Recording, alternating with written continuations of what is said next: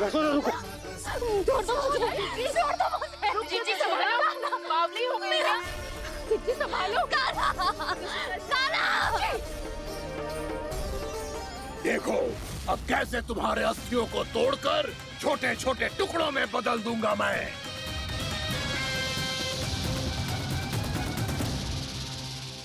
जी आप जाओगी तो आप भी फंस जाओगी। अपने लल्ला के लिए मैं किसी भी संकट का सामना करने के लिए तैयार हूँ। छोड़ो ना यशोदा, हमें कोई और उपाय खोजना पड़ेगा। कोई और उपाय? आप देख ना रही मेरा काना किस दशा में है। काना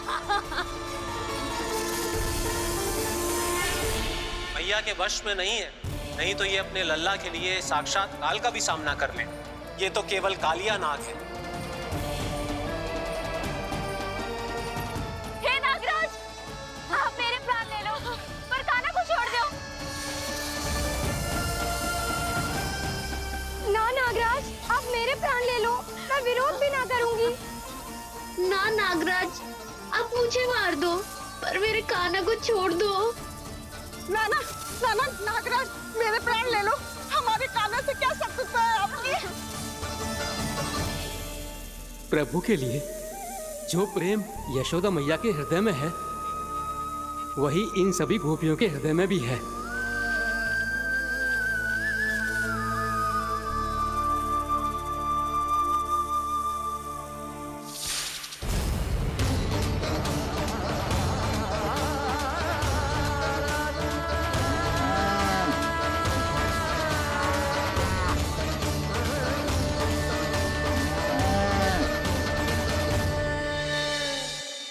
यशोदा, यशोदा,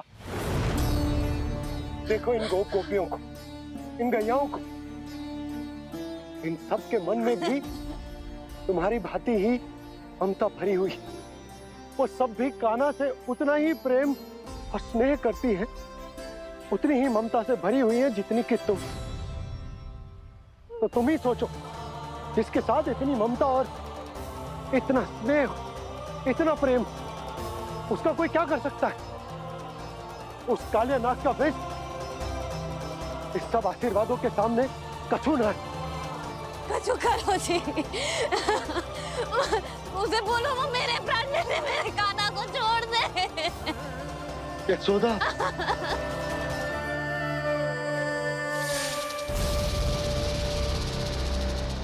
केवल इन्हीं में नहीं देवराज, नाग पत्नियों के हृदय में भी ममता का वही प्रेम उमड़ रहा है। देखिए। मैं आपके हाथ जोड़ती हूँ स्वामी, इस बालक को छोड़ दीजिए।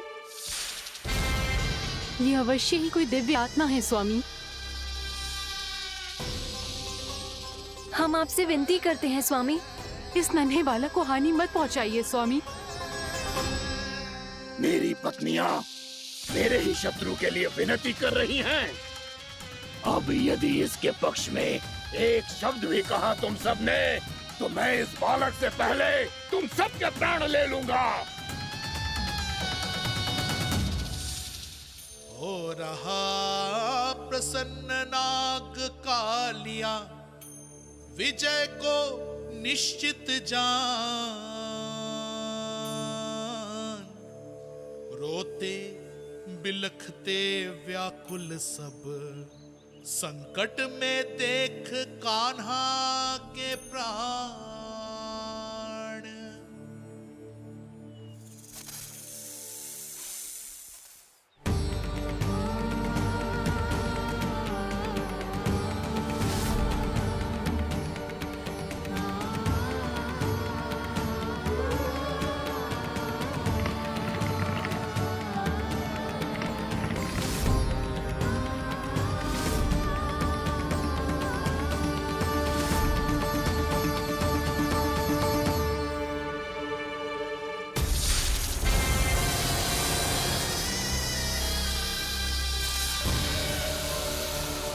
कुछ करो जी, मेरे लल्ला को बचा लो, कोई तो कुछ करो।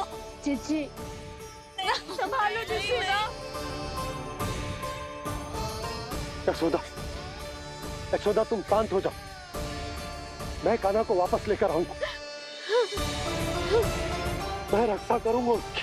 ना नंदराज, नंदराज नहीं। कम से कम आप तो समझो नंदराज, कालिया के पास आप जाओगे तो आप भी फंस जाओगे।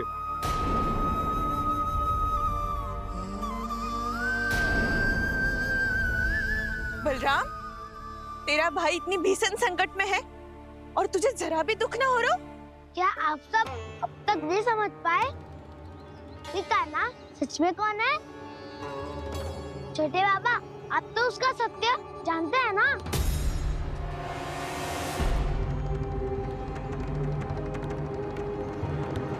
मानता हूँ कि आप सब कान्हा के रहस्य के बारे में नहीं जानते, पर क्या उसके जन्म से आज तक घटी एक से बढ़कर एक विचित्र घटनाओं को भी भूल गए हैं आप सब? भूल गए हैं कि कैसी पूतना जैसी राक्षसी उसका कुछ बिगाड़ नहीं पाई, कैसे तरनावती जैसा भयानक राक्षस उसे एक खरोच भी नहीं दे पाया था।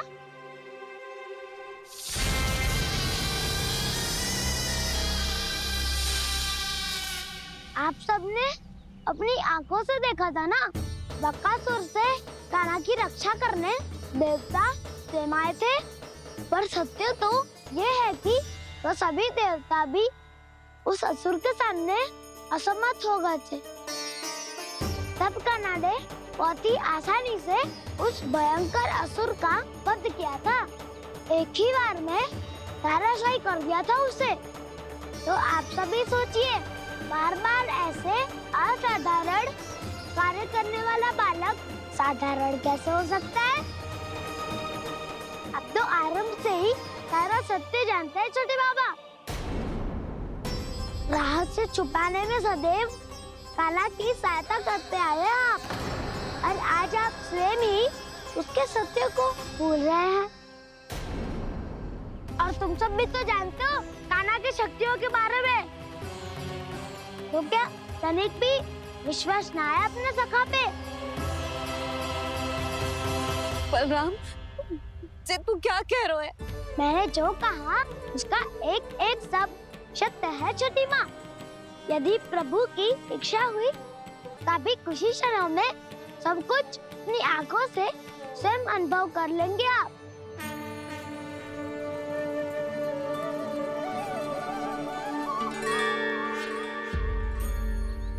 शांताकारं भुजगशयनं पद्मनाभं सुरेशं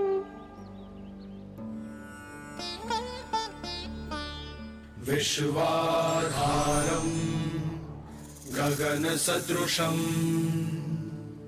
मेघवर्णं शुभांगं लक्ष्मीकान्तं कमलनयनं योगी वीरध्यानगम्यम् वन्दे विष्णुं भवभयहरं सर्वलोकैकनाथम्।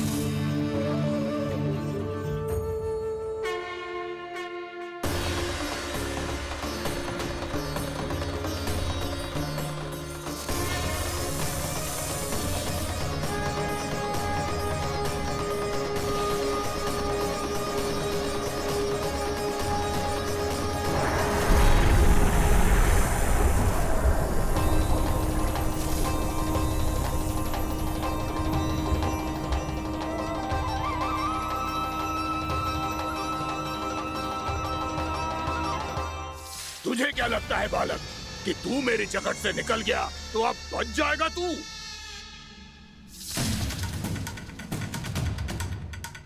मेरे विष से अपनी प्राण रक्षा करने में सफल रहा, मेरी जगत से भी छूट गया, पर मेरे दंश से नहीं बच पाएगा।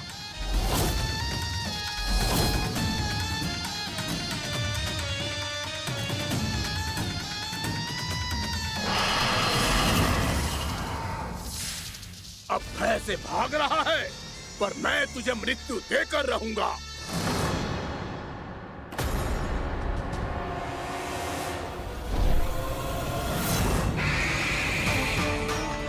कान्हा!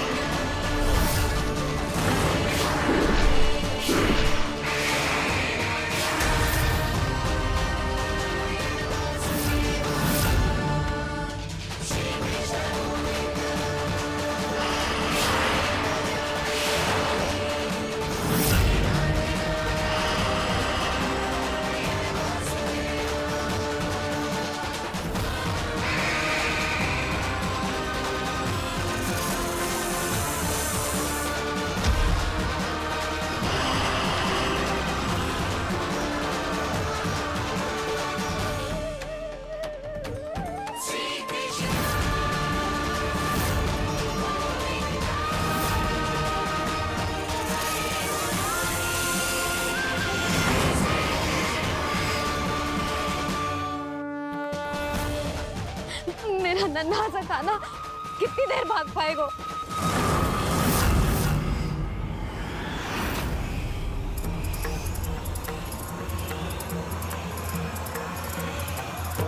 और कितनी प्रतीक्षा करोगे मेरी भक्त कालिया? भक्त नहीं, काल हूँ मैं तेरा। जब अहंकार का मुकुट बुद्धि को ढक लेता है तो भक्त अपने भगवान को भी नहीं पहचान पाता। व्यर्थ की पहेली में मत उलझा बालक। ना मैं भक्त हूँ और ना तू भगवान।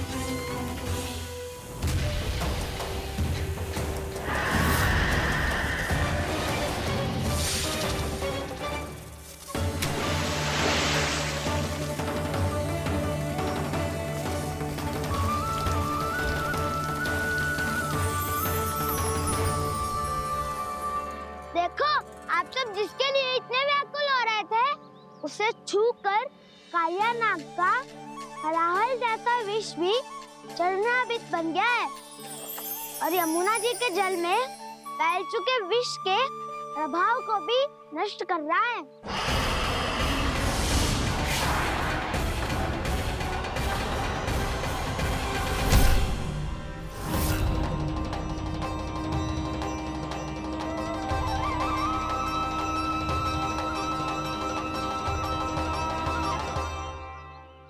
धर्म रक्षक, अधर्म विनाशक प्रभु श्री कृष्ण का कौशल सचमुच अद्वितीय है।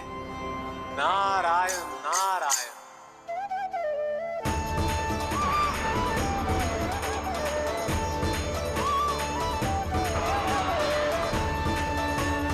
मेरा भाग तुम्हारे भीतर के अहंकार का प्रतीक है कालिया।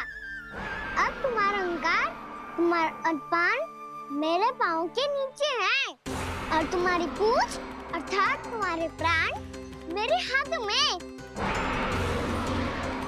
अब तुम क्या करोगे भक्त?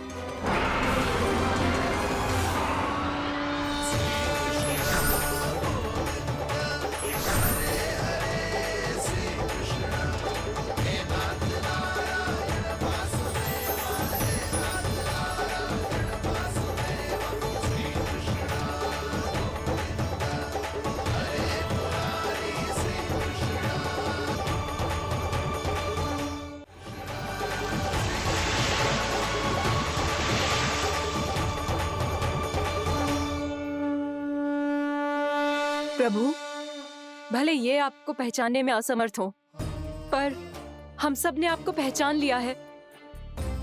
हाँ प्रभु, एक भक्त होने के नाते और एक अर्धांगिनी और माँ होने के नाते मैं आपसे इनके प्राणों की भिक्षा मांगती हूँ। अपनी कृपा दिखाइए और इन्हें क्षमा कर दीजिए। आपके लिए मित्र और शत्रु में कोई अंतर नहीं प्रभु। उसी तरह आपकी कृपा और दंड में भी कोई अंतर नहीं। दोनों दया ही तो हैं, अकारण ही किसी को प्राप्त नहीं होती। हमें विश्वास है कि हमारे पति को मिला ये दंड कोई अभिशाप नहीं है, आपका वरदान है। ये सत्य है प्रभु कि इनसे बहुत से पाप हुए हैं। इनके विष से बहुत सारे जीव जंतु को हानि पहुंची है, पर अब आपके चरण इनके शीश पर पड़ गए हैं। ऐसी कृपा तो बड़े बड़े महान महात्माओं को भी दुर्लभ है, और इन्हें प्राप्त हुआ तो अवश्य ही ये किसी महान पुण्य का ही फल है। हे प्रभु, उन्हीं पुण्य कर्मों की शक्ति का आह्वान कर मैं आपसे विनती करती हूँ, इन्हें प्राण दान दीजिए। मैं अपने इस भक्त को क्षमा अवश्य करूंगा देवियों, यदि ये अपने अहंकार को त्याग कर मुझे पहचान ले तो।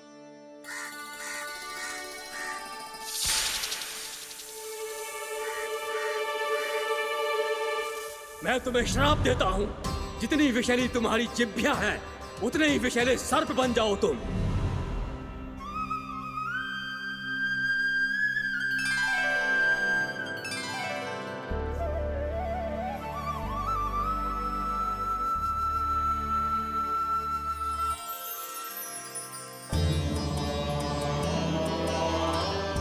नारायण, मुझे क्षमा कीजिए नारायण। मैं तो आपका परम भक्त था, किंतु मैं आपको पहचान नहीं सका। इसका दंड तो मुझे मिलना ही था, किंतु मैं अब प्रायश्चित करना चाहता हूं। इसके लिए यदि आप मेरे प्राण भी ले लेंगे तो भी मुझे कोई दुख नहीं होगा। मैं अपना जीवन, मृत्यु और अपना अस्तित्व सब कुछ आपको समर्पित करता हूं। तुम्हें तुम्हारे क्रोध के कारण श्राप मिला, जिसे विशाल सर्प के रूप में तुम्हारा जन्म हुआ, और सर्प का तो स्वभाव है विष फैलाना। इसीलिए तुम्हें दंड नहीं दूंगा मैं, सिर्फ सभी अपराधों का पश्चाताप कर लिया। इसीलिए मैं तुम्हें क्षमा करता हूँ कालिया।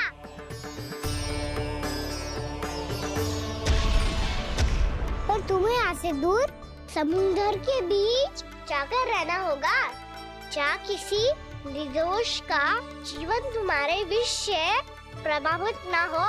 मैं चाहकर भी आपकी इस आज्ञा का पालन नहीं कर सकता। मैं असमर्थ हूँ प्रभु, क्योंकि यदि मैं इस क्षेत्र को छोड़कर गया तो मेरी मृत्यु निश्चित है। आपसे क्या छुपा है प्रभु? आप तो जानते हैं कि सर्प जाति और आपके वाहन गरुड़ के बीच अनंत शत्रुता चल रही है, जिसका प्रारंभ नागों के द्वीप नागालय से हुआ था। उस द्वीप पर छोटे जीवों को निगल जाने के लिए सर्प थे, और गरुड़ को सर्पों का स्वाद बहुत प्रिय था, इसलिए वो बार बार नागद्वीप जाने लगा था। पर इस कारण पूरी सर्प जाति उससे आतंकित हो गई थी। इसलिए जब भी गरुड़ वहां पहुंचता तो सभी सर्प छिपने लगते। जब गरुड़ को इसका आभास हुआ तो उसे बड़ा क्रोध आया और वो उत्तेजना में भरकर सर्पों का शिकार करने लगा। भूख ना होने पर भी उन्हें मारने लगा। अब सर्पों के प्राण हरना उसके लिए खेल बन गया था। इस भीषण समस्या का समाधान ढूंढने के लिए पूरी सर्प जाति महान सर्प वासुकी के सामने इकट्ठी हुई। हे महान वासुकी, हमारी सहायता कीजिए। नागद्वीप पर गरुड़ ने आतंक मचा दिया है। पहले तो वो हमें अपना भोजन बनाता था, लेकिन अब हम उसके खेल का साधन बन चुके हैं। भूख हो या ना हो, जब तब आकर वो हमारे प्राण हर लेता है। अनुचित हिंसा के इस प्रथा का आरंभ सर्पों ने ही किया है। पहले आप सबने पूरे द्वीप पर अधिकार कर लिया, फिर आहार के साथ साथ आनंद के लिए भी आप सभी ने निर्दोष जीवों की हत्या की। और जब सृष्टि का संतुलन बनाए रखने के लिए गरुड़ आपको अपना आहार बनाने आया, तो आप सब अपने प्राणों की रक्षा के लिए छिपने लगे। तो फिर गरुड़ का उत्तेजित होना तो स्वाभाविक ही था। नागनाथ, जो हमने अन्य जीवों के साथ किया वही अब हमारे साथ हो रहा है, परंतु ये भी तो सृष्टि के संतुलन के विरुद्ध ही है ना? अवश्य है, इसलिए मैं गरुड़ से चर्चा करूंगा। धन्यवाद प्रभु।